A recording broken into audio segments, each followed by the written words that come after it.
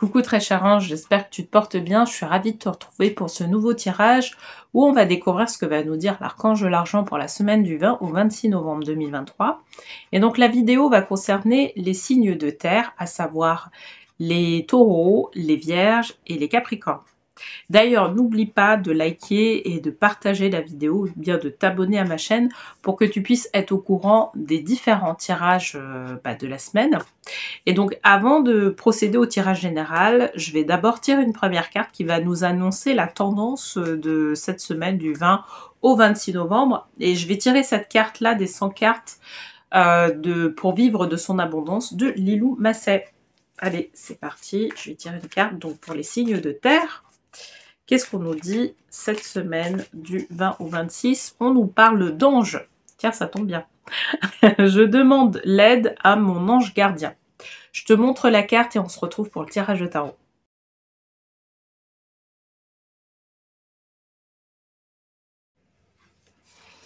Hello, très cher ange des signes de terre. Alors, pour rappel, j'avais tiré la carte ange. Donc, je demande l'aide de mon ange gardien. Ok, donc cette semaine, on nous demande de solliciter notre ange gardien, certainement par rapport à la problématique qui va nous être présentée. Bon, alors là, pour cette semaine, je vais utiliser le tarot des anges de Jane Wallace pour faire le tirage général. Et je vais tirer une carte des vœux de nos anges. Ok.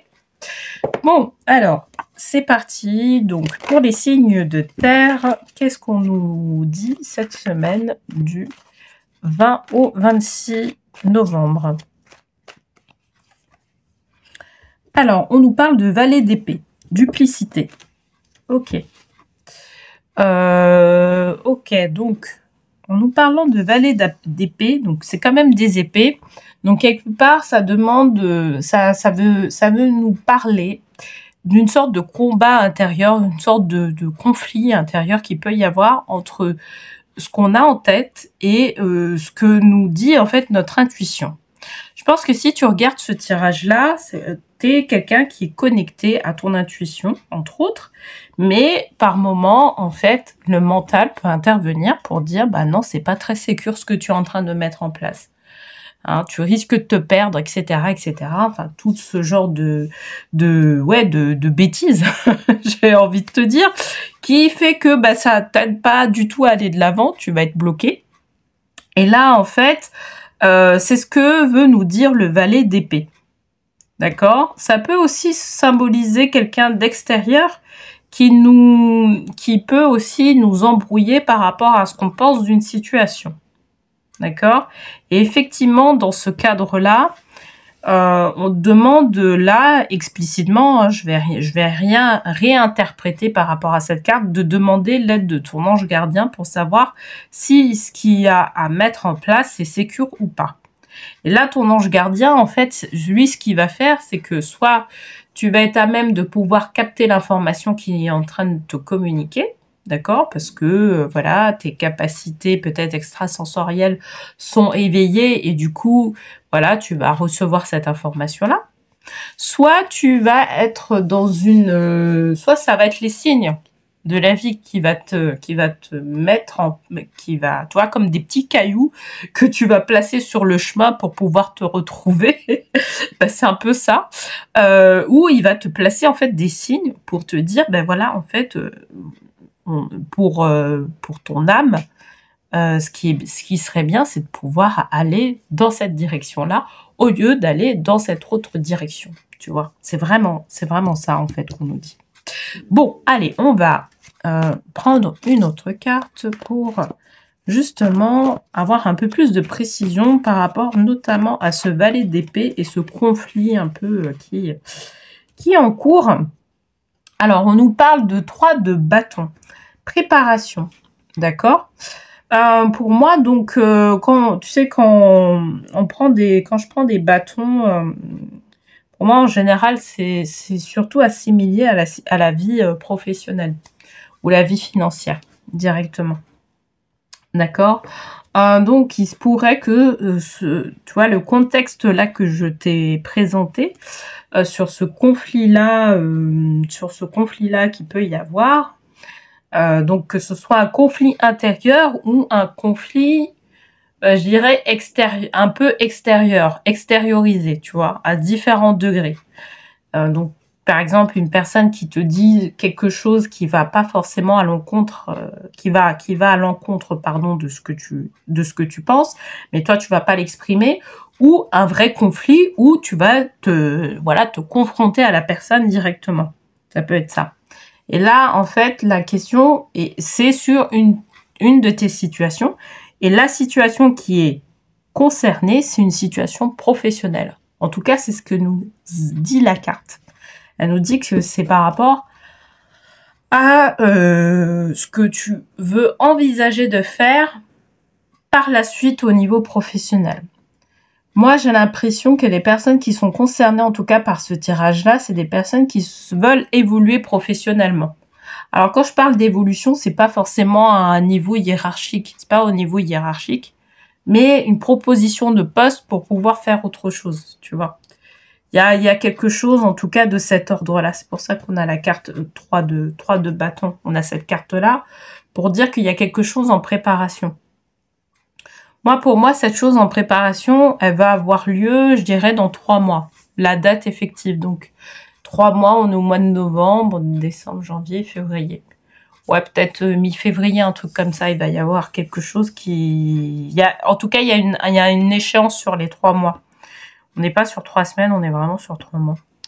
Et donc, du coup, dans 3 mois, tu peux faire un changement au niveau professionnel, quoi, tu vois. Donc voilà.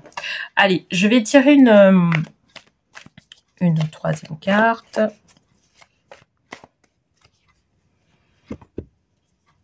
Ange des bénédictions. Ben là, c'est vraiment positif, hein. Pour le coup. C'est que, en fait, tu vois, par rapport aux signes que tu peux avoir, moi, ce qu'on me dit, ce que va te communiquer ton ange gardien, en fait, c'est vraiment, tu sais, c'est comme si c'était l'évidence. En fait, c'est-à-dire que aussi bien là, tu peux avoir ce conflit-là qui peut émerger. Aussi bien, en fait, dans quelques temps, tu vas te rendre compte que, bah, en fait, la vie, elle te mène vraiment dans là où tu dois bien te positionner, tu vois. Et c'est ce que tu vas faire. Tu vas bien te positionner au final. Malgré tout ce qui se passe là. Malgré les conflits qu'il peut y avoir. Malgré tout ça, en fait, tu vas bien te positionner là. Et la vie va t'amener certaines bénédictions par rapport à ça. Quand je dis bénédiction, ça peut être des personnes qui, justement, vont permettre de pouvoir favoriser l'évolution professionnelle que tu souhaites mettre en place. D'accord ? Donc, alors, est-ce que ça concerne... Alors, moi, c'est vrai que c'est vraiment le professionnel. Mais pour moi, il y a aussi le financier. D'accord. Il peut y avoir aussi quelque chose au niveau financier qui peut arriver par rapport à ça. Quoique j'ai pas l'ange de l'abondance, donc parce que ce serait avec l'ange de l'abondance. Mais en tout cas, en termes professionnels ou en termes d'évolution, je dirais que les anges vont être avec toi pour justement favoriser cette évolution-là. Parce que cette évolution-là est en accord alors, je dirais pas qu'elle est en accord avec l'âme. Je dirais pas ça, mais ça te permet de pouvoir te rapprocher de ce que ton âme souhaite accomplir, d'accord? Mais ça veut pas dire que ce soit en accord directement avec ton âme. Hein, je précise parce que il y aura certainement d'autres étapes aussi à franchir pour pouvoir vraiment être en accord avec son âme. En tout cas, c'est ce qu'on me dit. Alors, tes enfants sont le plus beau des cadeaux. Ils t'apprennent bien plus que tu ne peux leur enseigner. Ok. C'est marrant. Tu sais, moi, je fais un lien entre le fait d'avoir la carte ange. Donc, je demande l'aide de mon ange gardien et les enfants. Moi, je fais ce rapprochement-là parce que pour moi, c'est vraiment le côté... l'ange gardien peut être un enfant.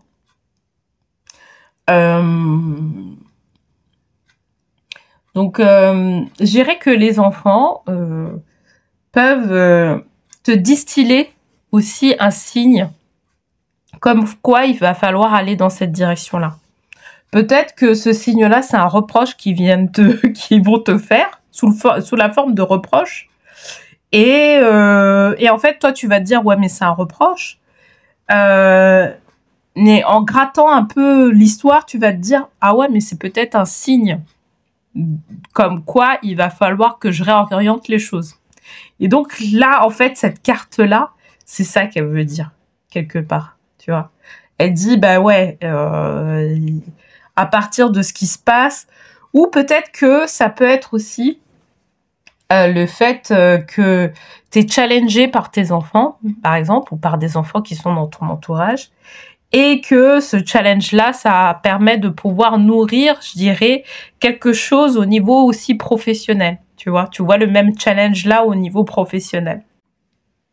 Et en fait, là aussi, il faut être en alerte. Mais si tu vois ce tirage-là pour cette semaine, je pense que tu vas être en alerte sur savoir si, par exemple, par rapport à ta problématique, si effectivement le fait d'avoir ce commentaire ou cette chose-là dite par un enfant, en fait, ça a directement un lien avec le professionnel. Donc voilà.